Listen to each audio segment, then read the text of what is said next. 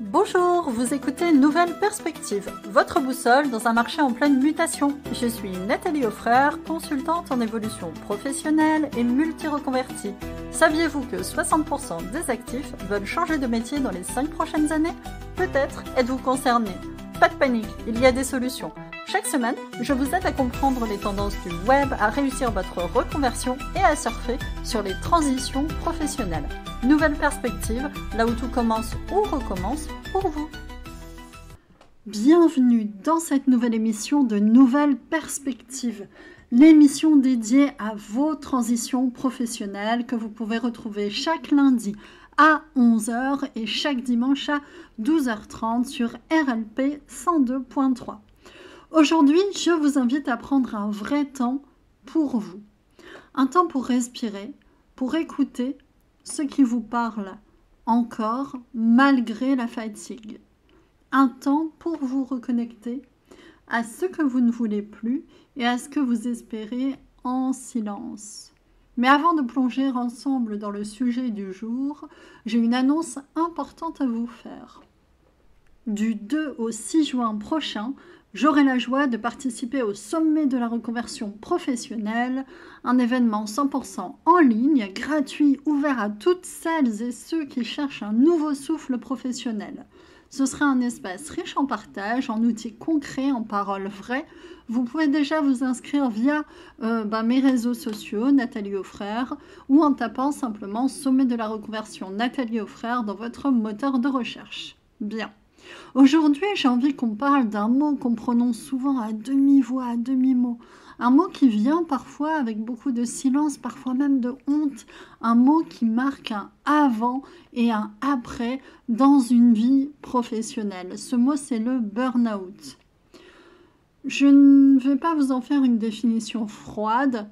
Vous savez, si vous êtes passé par là ou si vous sentez que vous n'êtes pas loin, ce que c'est. Il ne s'agit pas seulement de fatigue. Ce n'est pas non plus juste un stress, c'est une pathologie. C'est un effondrement.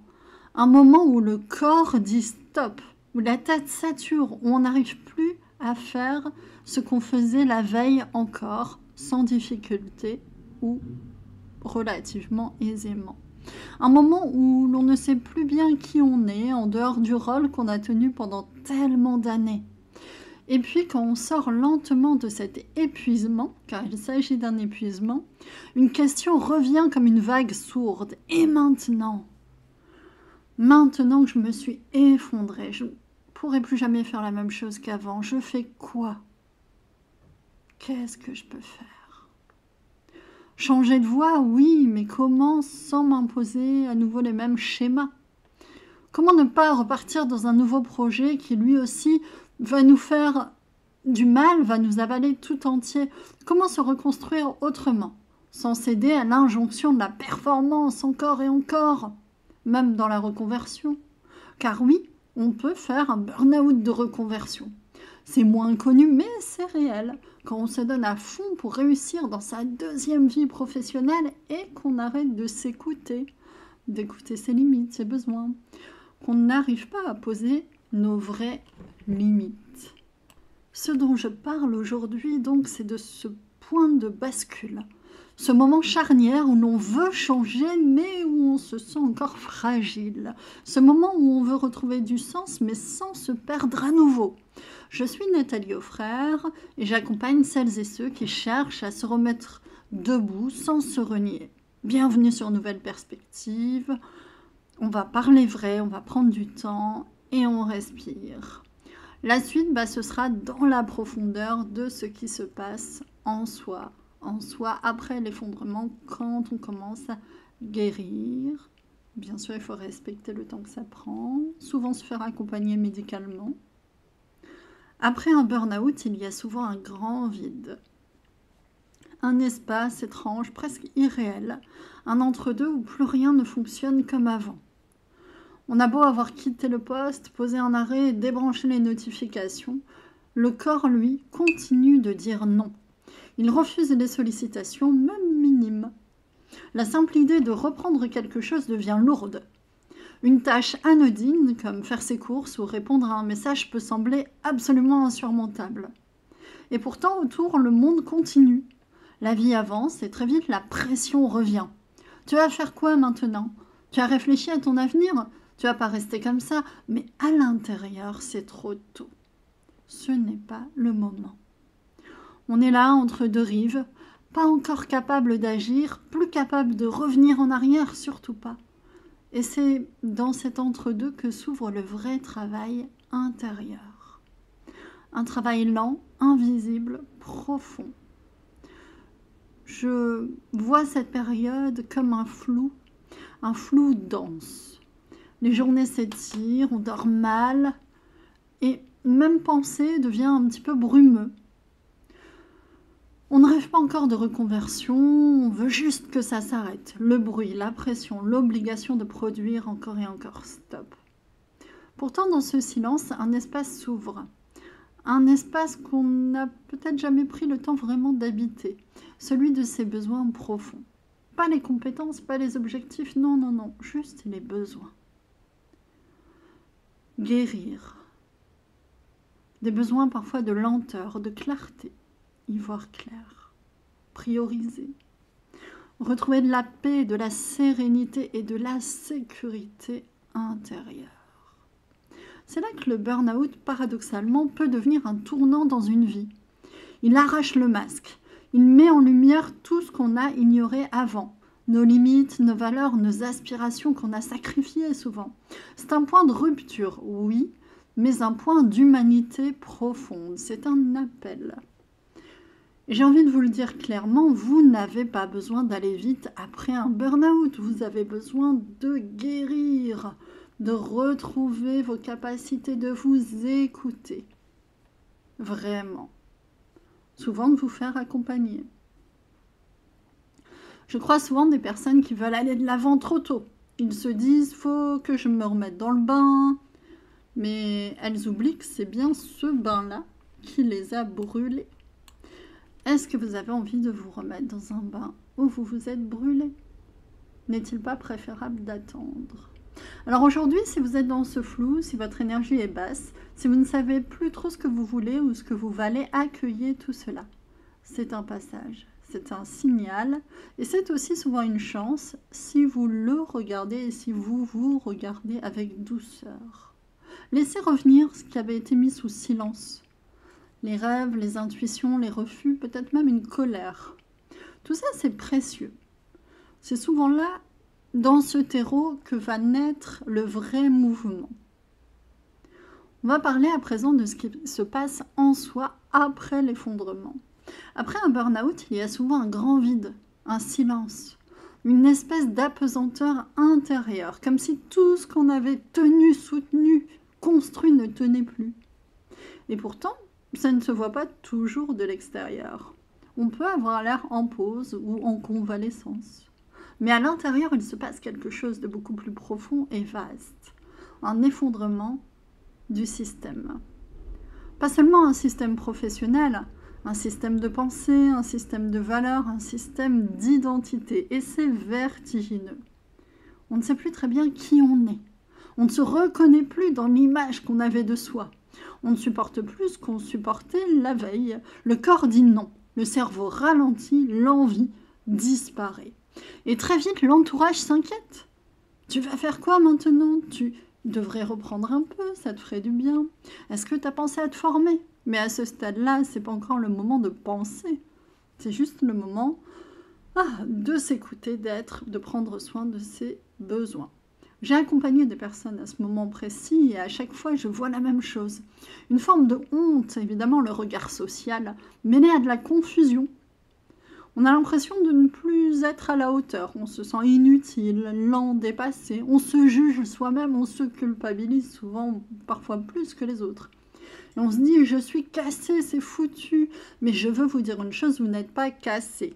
Vous êtes en train de vous désadapter à quelque chose qui vous abîmait.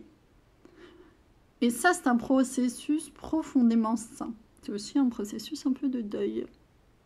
Dans ce silence intérieur, il y a une immense sagesse à retrouver.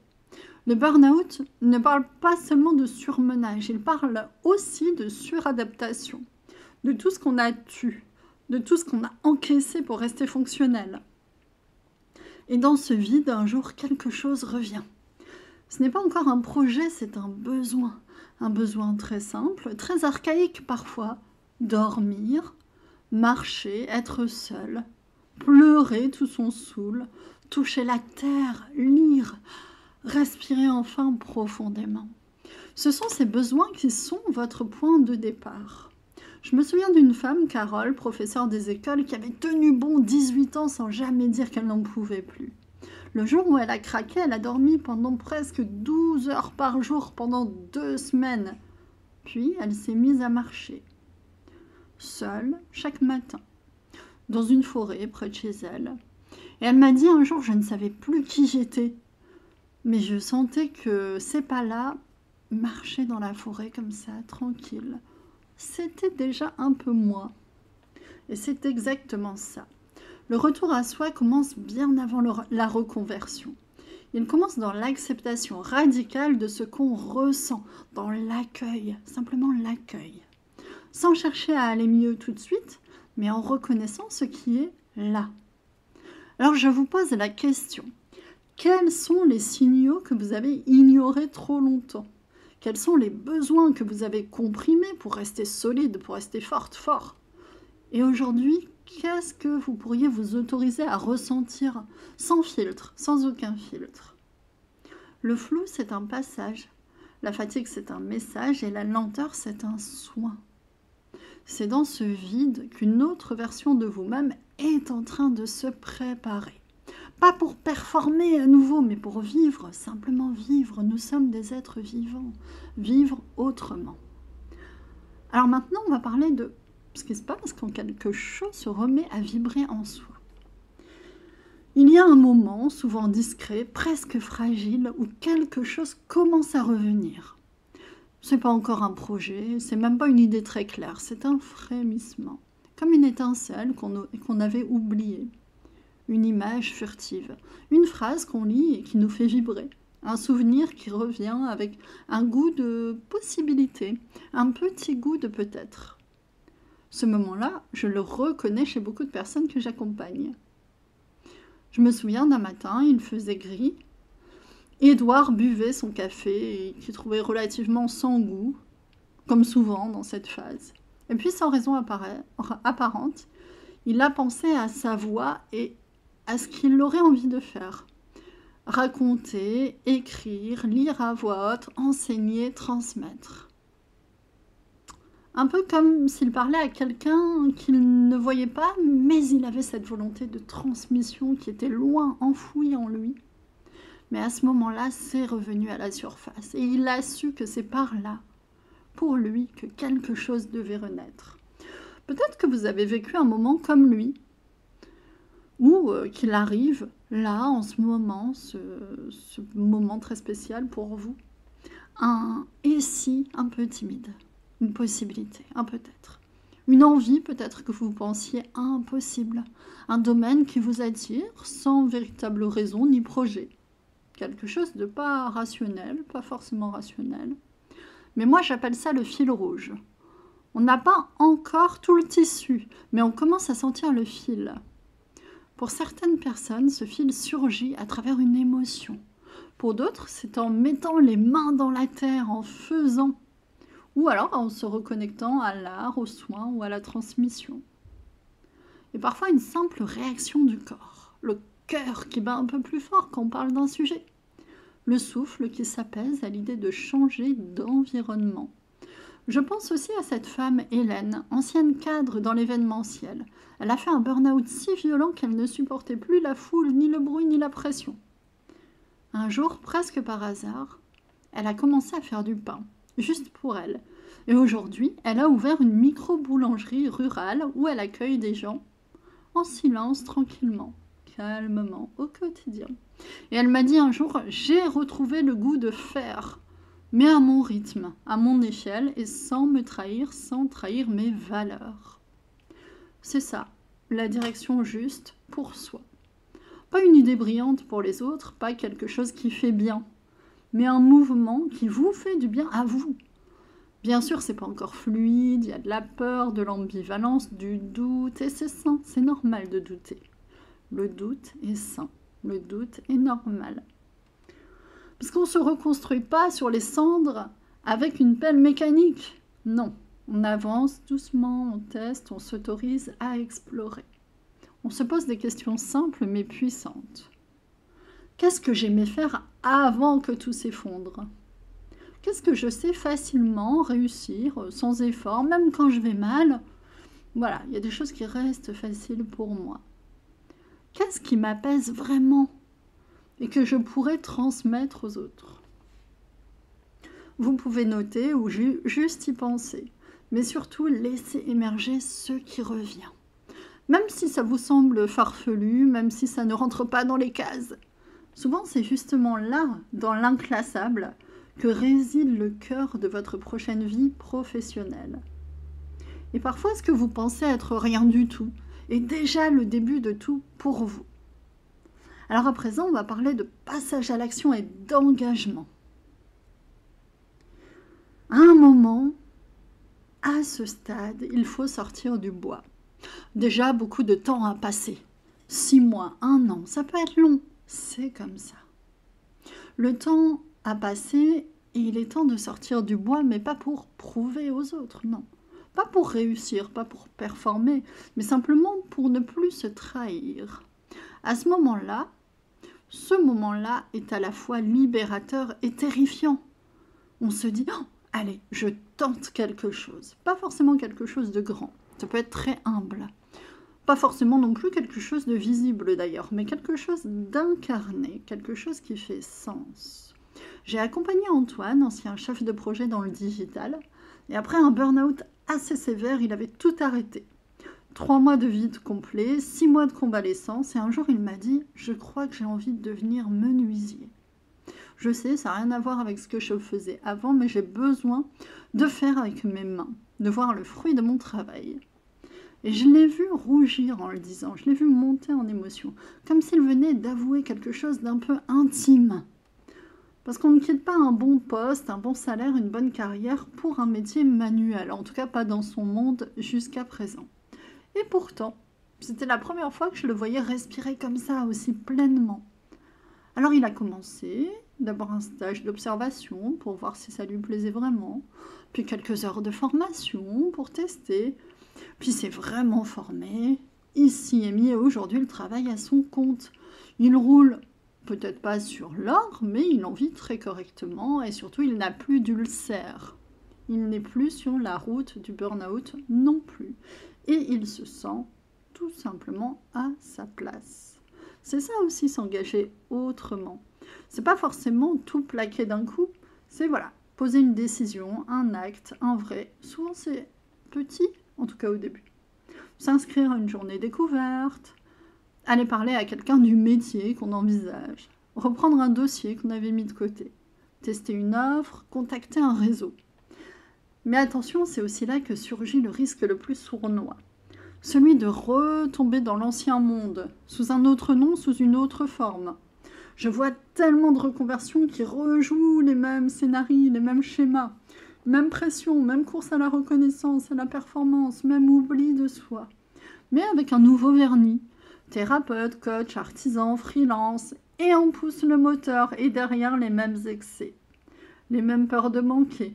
Les mêmes semaines de 60 heures. Comme si on cherchait à se racheter de s'être effondré. Encore là-dessous, des histoires de culpabilité. Alors moi, je vous le dis avec toute ma bienveillance, vous n'avez pas de dette à rembourser. Vous avez un nouveau rapport à tisser avec votre travail. Et ce rapport-là, il doit vous ressembler. Je pense à Sophie Fontanelle, journaliste et autrice, qui raconte comment elle a quitté la frénésie de la mode pour un rythme plus lent, plus profond, plus fidèle à elle-même. Ou à Guillaume Néry, champion du monde d'apnée, qui a failli mourir pour avoir ignoré ses propres limites et qui consacre aujourd'hui sa vie à enseigner l'écoute du corps et la beauté du silence. Ce sont des modèles publics, mais les mêmes dynamiques existent chez chacun de nous, chacune de nous. Et cette dynamique, elle commence quand vous décidez que votre paix intérieure vaut plus que votre image. Car le burn-out, c'est pour beaucoup une pathologie sociétale. Vous n'êtes pas responsable à 100% de cette histoire-là. S'engager, ce n'est pas se relancer dans une quête de performance. C'est choisir un chemin aligné, un rythme plus juste, des conditions de travail qui vous respectent. Et parfois, ça signifie faire moins, gagner un peu moins, mais vivre plus. Et vous? Qu'est-ce que vous êtes prêt à honorer dans cette nouvelle étape?